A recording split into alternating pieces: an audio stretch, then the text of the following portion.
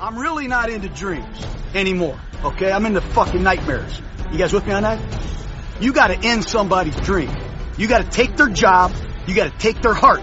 Are you guys clear about this NFL shit now? We're not trying to go to the Peach Bowl. We're not trying to go to the Gator Bowl or the Bluebonnet Bowl.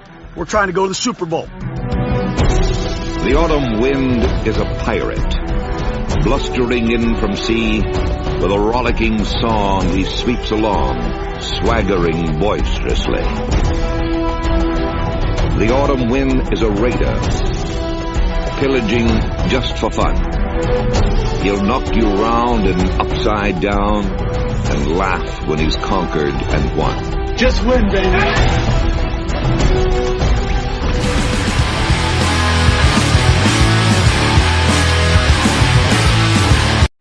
How's it going, everyone, and welcome to the greatest Raiders radio show podcast, whatever the hell you want to call it, in the world. This is the Raiders Daily. My name is Steven Michaels. We are going to recap the Hall of Fame game. It's basically an extra preseason game for your Las Vegas Raiders. So let's get right into it. First of all, the Raiders win the game. Not that the outcomes of these games really matter, but they do win the game 27-11, and that score wasn't even as close as it even sounds. The Jacksonville JAGS scored at the end of the game. The Raiders pretty much beat the living shit out of this team.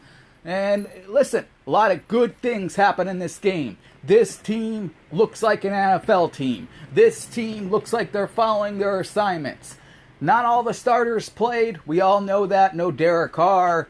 No Darren Waller, Hunter Renfrow, Devontae Adams, no Max Crosby, Chandler Jones. Same thing can be said about the other side. Jacksonville hardly played anyone. They had their backup quarterback in, Jake Luton, whoever the hell he is. He's the worst quarterback I ever seen. That guy is awful. Completely awful. Kind of hard to even judge our defense based on how bad their offense is. But we can talk about our offense, the Raiders' offense. Okay, let's go from the bad first. The bad has to be Brandon Parker. This guy had a rough day, a rough night. Now remember, he does not play left tackle. He was only playing because Colton Miller was not playing in this game. So they put Brandon Parker on the left side. Usually, during camp, he's been pretty much the right tackle. It looks like he's going to be the right tackle this season. I don't think this one Hall of Fame game is going to change that. Now, yes, Alex Leatherwood obviously wants that job because, to be honest, Alex Leatherwood is in jeopardy of not getting any job on the O-line. But we'll talk about him in a second. Brandon Parker had a tough time playing on the left side last night. I mean, he got completely beat by Arden Key on one play for a sack. His leverage, his balance, everything was just off. His awareness, it was terrible when it came to blocking for the quarterback, for Jared Stidham or Nick Mullins or Chase Garbers or any of those guys. Didn't do too great over there. Now, the good news is the other guys on the offensive line, especially Lester Cotton, went out there and he was phenomenal. He did a great job. Alex Leatherwood played inside, did a pretty damn good job at times. And played the other side, playing at the right side, did a good job. They had guys swapping in and out, and the Raiders, that offensive line, did a pretty solid job. Everyone did besides Brandon Parker. I mean, Brandon Parker had his moments, but didn't have the greatest night of his life. As far as blocking as a whole, though, the Raiders looked really good. Even their wide receivers, which has been a problem, by the way, for the last, since I've been covering the Raiders. Their wide receivers have always sucked at blocking. That's just a fact. Josh McDaniels, Dave Ziegler, they have noticed this, obviously, because they've been really, really grilling these guys and having these guys practice, the wide receivers, in blocking drills, and it has paid off. If you notice during this game, the Raiders, they utilized the screen game to a T. These guys were all blocking. They all had hands on someone. They are all following their assignments. The blocking game on the outside was very, very good for the Raiders for the most part. In fact, even Zamir White, who got drafted by the Raiders, a guy who in the future might be taking Josh Jacobs' job, the knock on him coming in, which the Raiders were worried about, was his ability to catch out of the backfield. Well, yesterday, that didn't look like it was a problem at all. Zamir White was catching really great screens, really good awareness. I like this Zamir White guy. I think he is going to be a star eventually. I really do. But before we get there, Josh Jacobs is like, don't forget about me, because that guy looked like beast mode last night. Just plowing through there. Now, he had a lot of help from guys like Lester Cotton, who was a bully on that offensive line. A bully. He was beating his guys, opening up wide open gaps for Josh Jacobs and Zamir White. He did a great job inside, Lester Cotton. You can't, you give a report card, got to give him an A, because he did a great job. A phenomenal job. He really did. Alex Leatherwood, like I said, you bring him out there. He did good last night. But again, they are playing against mostly backups. Now, the Jaguars did have their first round pick out there, but they didn't have the majority of their starters. The Raiders had a lot more starters playing than the Jaguars did. And it is the Hall of Fame game, which is pretty much a scrimmage. It's an extra preseason game. But still, it's pretty much like we're watching training camp, but they're playing against a different team. They can actually hit. You know what I mean? They can actually there's more hitting going on. There's not a lot of, schemes involved. Although, Josh Jacobs did have these guys communicate out there, and they communicated a lot better than I've seen the Raiders communicate in a preseason game in a long time as well. They really did. But, credit to the offensive line. They did a great job last night. Like I said, Brandon Parker does have a problem with his leverage. He had a rough go. But everyone else, Leatherwood to Cotton to, even Josh Simpson, everyone did a solid job out there. And their running backs, they're going to be good. Now remember, this season, the Raiders are going to be different. It's not going to be Josh Jacobs 100% of the time. So it's going to be running back by committee. And that looks like it's going to be the best route. If you can mix in Josh Jacobs, bring in Zamir White, bring in Kenyon Drake, bring in Abdullah. The list goes on. That's going to be pretty hard to stop. Now, a lot of people are talking about the running back that came in the fourth quarter, Austin Walter. I don't know if he's actually going to make the team, but he does have a really good first step and a very good vision hitting the hole. If I'm the Raiders, I put him on the practice squad. Just saying. He looked pretty good in that game. I would like to see more of him in the future. Jared Stidham, the Raiders quarterback. This guy did pretty good. He did better than I was expecting. Because I was expecting him to be a train wreck. Yes, he's playing against backups. That can't be, we have to say that. He was playing against mostly backups. He wasn't playing against, real competition here. And that worries me a little bit. But he did okay. He even ran for a touchdown. We haven't seen a Raiders quarterback do that in a long time. Actually make a good run. Play breaks down, doesn't see anyone open, decides to run for it. Wish Derek Carr would do more of that. Hopefully he does. Raiders had a lot of starters out there. They did. They had a lot of starters. Diablo was on defense for a few plays. On offense, like I said, you had Josh Jacobs. Matt Collins was out there. He didn't do pretty much anything. But they did have him block a lot. I noticed that. Maybe that was his assignment for the game, was just blocking. And he did a good job in blocking, by the way.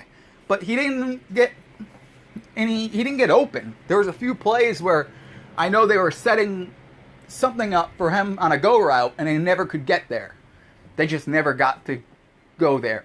Tyrone Johnson, he needs to have a really good preseason, a really good offseason to make the active roster.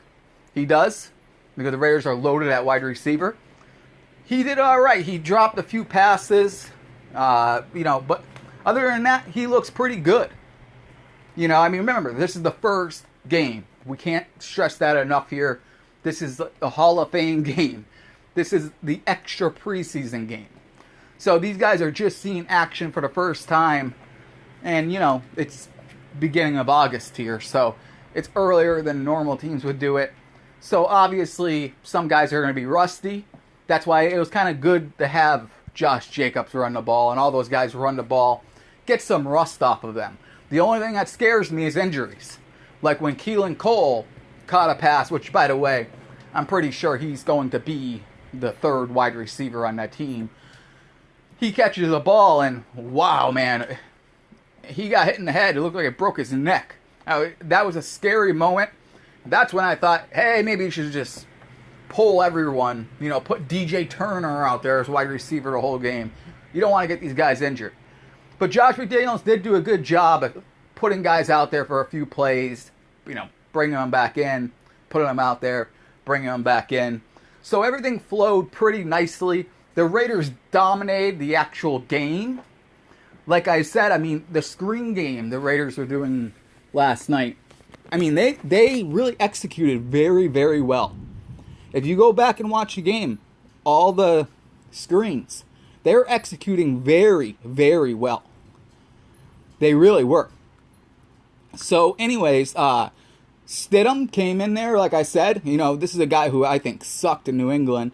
But he came in, he was 8 for 15, had 96 passing yards. Didn't throw any interceptions, which is a good thing. So, and he had a rushing touchdown. Mullins came in there, he was 8 for 11. He had 72 passing yards. I think we'll see more of him in the preseason. And then Chase Garbers came in. Big fan of Chase Garbers, by the way. He came in the fourth quarter. He was 4 for 6, had 35 passing yards. But yeah, so, the running backs, like I mentioned, Josh Jacobs, he carried the ball 5 times. Ran for 30 yards. Amir Abdullah, he had that, I believe he had that touchdown run. He did good. Zamir White had 11 carries. 52 yards. He looked really good. He really did. He looked really, really good. Josh Jacobs looked really good. Really good. Zamir White, I believe it was like, the stat is like 82.5% of his rushing yards came after contact, which is amazing. Very, very good for the Raiders. Very good. And Tyrone Johnson, like I mentioned, he missed a couple of passes, which I wish he could have caught, because he could have caught one. One was kind of low, but there was no one really around him. He could have ran back to that ball, especially with his speed, but he failed to do that. There was like 2 of them what I did not like. He was 2 for 5, by the way, in catching the football. But, first game, so we'll see how he goes. Even Keelan Cole was 1 for 3. So, but that one was, for 31 yards that he caught. And Demarcus Robinson, he came in. He caught 2 passes. One, I believe, was for 8.5 yards or something like that. I believe it was, but I really don't remember. Or 17 yards, maybe. I really don't remember what it was. But no, he had total 17. Sorry, but yeah, so he did a pretty good job. Alex Leatherwood, like I said, he did a pretty good job out there. He didn't allow any sacks. He only allowed 1 pressure the entire game. Brandon Parker did not do that well. Dylan Parham, he played a lot. He had 23 pass blocking snaps, 23 of them. And he allowed 1 pressure. So he did okay. He really did. Malcolm Kuntz was out there a lot. Malcolm Kuntz should have had an interception. He had a pass deflection. The ball goes right in the air. If he just puts his head up, he's catching that football. That thing was not that far away from him. Go back and watch it. That should have been, he hits the ball up in the air and he runs and catches it, because it was just floating up in the air. He could have caught that pass. That one should have went back to the house. Malcolm Kuntz had a good opportunity right there, and he knew it as soon as it happened. As soon as that ball hit the ground, you could see, hit his helmet, smacking his helmet. He knew it. He could have had an interception right there. Matthew Butler comes in there, plays pretty damn good. Really did. He played pretty good. Not like fantastic or anything, but came in, looked all right. Vernon Butler looked pretty good in this game as well. He got a couple pressures on the quarterback. I believe he got 2 pressures on the quarterback. And, like I said, they didn't have to do that much. Malcolm Kuntz, he rushed the quarterback a lot. He got 3 pressures on the quarterback. He didn't get him down. But, they were pretty much in control. And Butler, like I said, he had some pressure, and only 7.7% of his pass rush snaps, he got pressure on the quarterback. That is what I'm going to be looking for the most, by the way, is the defensive tackles getting pass rush. That is something that everyone needs to look out for, because right now the Raiders don't know who is going to be that defensive tackle. But all the guys they have, if you notice, if you watched last night, they don't have any guys who can actually generate pass rush from the inside. It's like non-existent. So when a regular season starts, you're only going to get that from the outside. You're going to get it from Crosby. You're going to get it from Chandler. You're going to get it, Chandler Jones. You're going to get it from some linebacker blitzes, some double stunts and things like that. But you need to get some pressure from the inside. Those DTs for the Raiders, they need to get after the quarterback and help out the guys on the outside. Otherwise, they're just run stuffers. And on passing plays, if the guys on the outside don't win their battles, the guy's going to have all day to throw the football. So that's something I'm going to be looking forward to seeing what the Raiders do if they add someone in free agency. Because as you know, after these preseason games, there's usually a couple of cuts and then they bring in people. They need to bring in or try out some different defensive tackles to get some pass rush on these quarterbacks. Because right now, that is the biggest need for this team.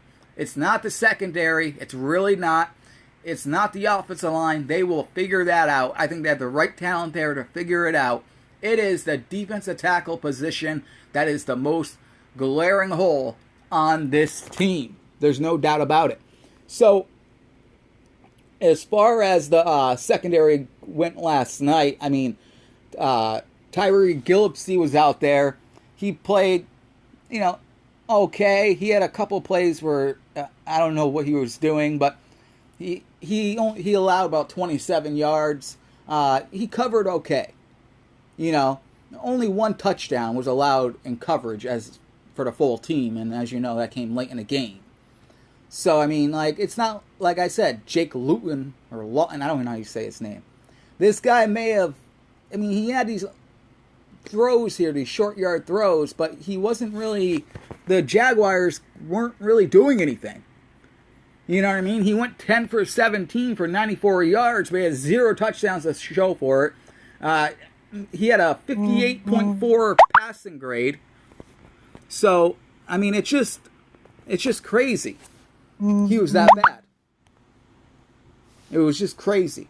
Sorry about that. So, so overall, the Raiders in this game, they pretty much manhandled the Jaguars. They really did. They manhandled that team. They did exactly what they wanted to do. They did all the things they wanted to accomplish as far as getting the wide receivers to block, get Zamir White out there in space, see what he can do, because, blocking for Zamir White and catching is very important. They want to get him up to speed on all that. He didn't do a lot of that in college. But I'll tell you what, he's getting better at that. Like I said earlier, clearly he can catch screen passes. And if everyone follows their assignments, and they did, that guy could do some damage in space. But he's also a grinder. Lester Cotton up there, if he's breaking gaps like that in a regular season, Josh Jacobs and Zamir White and Kenyon Drake, which, by the way, I would not have put Kenyon Drake out in that field. I don't know if I already said this. But the guy's coming off a broken leg. They're trying to ease him into everything in practice, And I know he went kind of like full speed the last few days.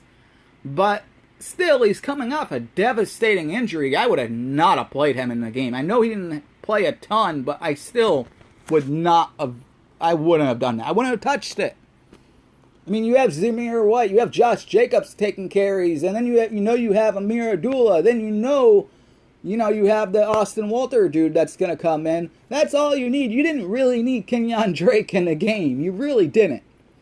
And, I just think next preseason game, then you start playing him. But, he's coming off a devastating injury. But McDaniels, this is a different team. And I hope he's a good coach. I really do. So far, they look really polished. They look really good. They didn't look sloppy. Even their backups didn't look that sloppy like the Jags did. The Jaguars, they look sloppy. They did. Now, I know most of them were backups, but they look sloppy. The Raiders look polished. They look like an NFL team. They look like a team that when the starters are going to be out there, they are going to be a dangerous team. And that's what bothers me about these ESPN and Fox Sports and all these people who don't know shit about football, or these writers that they're really good at grammar, but they can't tell you what a two technique is. All of those type of people who are not, they're not talking about the Raiders. They're talking about the Chargers. They're talking about the Broncos, all because of a quarterback than Russell Wilson, who's overrated. And I'm telling you, this is a guy who threw an interception in the end zone in the Super Bowl against the Patriots. This guy is not as good as advertised. That's just the truth. That is the truth. And we will see this season. Meanwhile, you got the Raiders over here. You got Derek Carr, who, he's got to be consistent. I've been saying that for years. But now you put Devontae Adams with him. You got Hunter Renfrow. You got Darren Waller. You add Zamir White into the mix. Kenyon Drake, Amir Abdullah. That offense, who's going to stop that? Because that offensive line, that will be fixed. They will be good. They're not going to be great. But they will be good enough where Josh McDaniels can have Derek Carr get the ball out of his hands fast and have his wide receivers do the rest of the work. As long as Derek Carr does not fall into that late season collapse that he usually does, like last year he did it. You had that game against the Giants and the game before, where he has these like 2 or 3 bad games in a row for really no reason at all. Sometimes they're coming off a win, and all of a sudden the guy just, I don't know. If he can avoid that, this Raiders team can beat any team in that division, including the Kansas City Chiefs. I am telling you, they're that good. And the defense, when you add, Chandler Jones, this guy, people aren't talking. Chandler Jones is a huge pickup. This is a guy who does not get the credit that he deserves. This is a guy who gets like 10 sacks every season. You put him with Max Crosby on the outside. Chandler Jones, like Yank Ngakwe, right? He's good. He's a really good player. But overall, he's not Chandler Jones. Chandler Jones is good against the run. Chandler Jones is good against the pass. He can do everything. He is a full player. He can do everything you want out of a defensive end, outside linebacker, whatever you want to call it. He's going to be defensive end. But still, this defense is good. And guys like Diablo and Denzel Perryman, people are forgetting. And Rock Ya-Sin. This guy's a really good cornerback. He is another guy, underappreciated, underrated. And what's going to happen is, all of these talking heads and dummies that don't know the game of football, the Raiders are going to go into this season and start smashing people up, and then people are going to be surprised the Raiders are so good. Or they're going to say, well, we knew they were going to be good. They got Devontae Adams.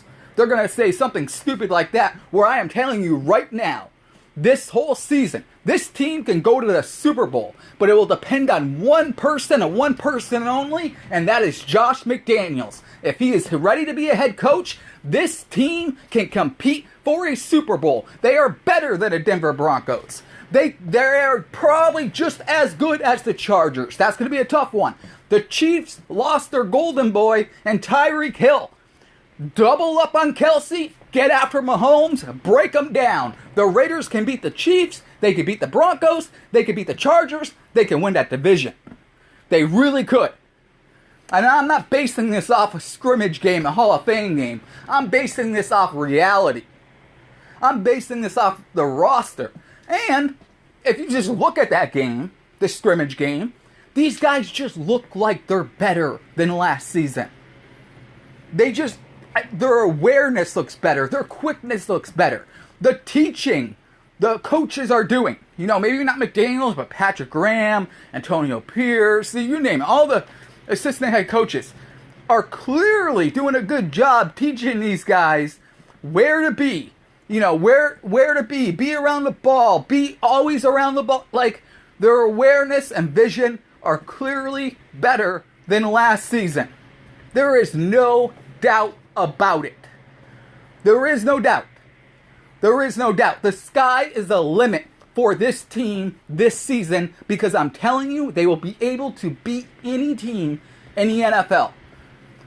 As long as Josh McDaniels is not a flop again as a head coach. The only thing that worries me, like I say every show, every Patriots coordinator that goes to the NFL and tries to be a head coach ends up sucking. But I have a feeling it's not really going to matter, because the talent is there. When Josh McDaniels was first in Denver, he didn't have talent like this. This is crazy amount of talent the Raiders have. Not to mention, that was a long time ago. So I personally think, I'm hoping anyways, that the Raiders are going to be just fine with Josh McDaniels. I put it this way. Andy Reid, and I don't care what those talking heads say, is the most overrated head coach in the NFL. The only reason why he has a Super Bowl ring is because he has a really good quarterback in Patrick Mahomes. He had Tyreek Hill. Why do you think the offensive coordinator doesn't get a head coaching job? Because all of their plays are improvised, right? You see it every play. The play breaks down, Patrick Mahomes runs to the right, and throws the ball up in the air, and Tyreek Hill finds his way to get open. That's pretty much all the plays. And when Andy Reid tries coaching, what happens? All of a sudden they can't score. They can't move the football like he tries to do every Super Bowl. When Andy Reid tries to coach, the Chiefs suck. When he lets Patrick Mahomes just play street football, they look good. So if the Raiders can just do that, if Derek Carr can take command of that offense with those weapons, I don't think it matters who the head coach is. I think this team is going to be good. And like I said last night, there's a lot of good moments. You can see Tyron Johnson, even though he missed those passes, he's fast. He has a chance to make the roster. He really does. Keelan Cole, he's the only guy who can really high point a football on their wide receiver depth chart. So he's a guy they're going to need, especially for the end zone, the red zone. And that's going to be very key. As you know, last season, and pretty much in the season before that, I believe, the Raiders have sucked in the red zone. Well, during practices, during training camp, that's all they've been working on that pretty much since the start of training camp. So with the starting unit out there, as long as they can score in the red zone, there's not going to be many teams in the NFL that are going to be able to stop the Raiders. I'm telling you that right now. Not with Zamir White and Josh Jacobs running at them. And I'm telling you, the offensive line will be fine. They really will be. They're not going to be a top 5 offensive line, obviously. But as long as they can just hold up for 1 and 2 seconds, let Derek Carr get the ball out of his hands, the other guys, even if it's a slant pass or whatever you want to, whatever play, yards after the catch, all of those guys are really good at. And if they can protect longer, you can get big go routes to Devontae Adams or whoever at that point. The Raiders are going to be a dangerous, dangerous team. They really are. But I really liked the way they played last night. They looked like an NFL team. They looked way more prepared than Jacksonville. They looked like they've been taught way better fundamentals overall, especially like their backups, than Jacksonville. They just looked like an NFL team, and Jacksonville looked like a high school football team. That's what it came down to. Jared Stidham pretty much lit them up. Nick Mullins pretty much lit them up. So, I mean, what does that tell you? Meanwhile, I mean, these guys couldn't do anything till the fourth quarter, really. They couldn't do anything until the Raiders got tired, and I don't think anyone really cared at that point. So that's it, guys. The good news is the Raiders win the first Hall of Fame game. Remember that they have an extra preseason game. And then we'll go from there. We'll see how they do the next preseason game. I think we'll see some starters. I really do. That looks like the way Josh McDaniels is going to do this. I think the first preseason game, we might even see Derek Carr, to be honest with you. If he's playing that many starters, why not play Derek Carr for a few plays? You don't play him long, but 1 or 2 plays. But don't play anyone who's coming off a devastating injury. We don't need no one to get injured for a meaningless game. But the Raiders look good. They look sharp last night. That's the good news. If you're a Raider fan today, you got to feel really, really good about the direction of this football team. All right, guys, that is it. Thank you for listening. My name is Stephen Michaels. This is the Raiders Daily.